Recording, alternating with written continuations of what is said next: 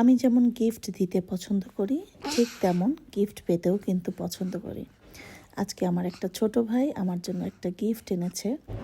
যদিও সে স্বল্প সময়ের জন্য এসেছিল, আসতে চাচ্ছিল না। আমি জোর করেই ডাকলাম যে আসো, আমার সাথে দেখা করে যাও। ও একজন ইন্টেরিয়র ডিজাইনার, ঢাকায় ইতিমধ্যে অনেক বড় বড় প্রজেক্টের কাজ সে শেষ করেছে।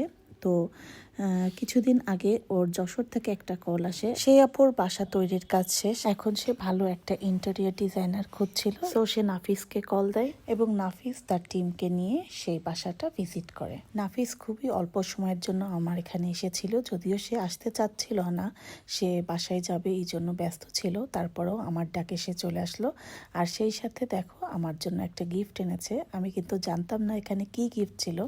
তো গিফটটা দেখো এত কিউট, আমার হয়তো এক্সপ্রেশন দেখলেই তোমরা বুঝতে পারছো। গিফটটা এত পছন্দ হয়েছে আমার, ভীষণ ইউনিক আর ক্লাসি একটা গিফট।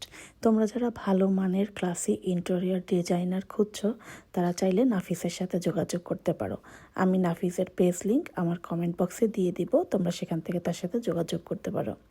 তো সব গল্প শেষে তাদের জন্য আমি সামান্য নাস্তার আয়োজন করি।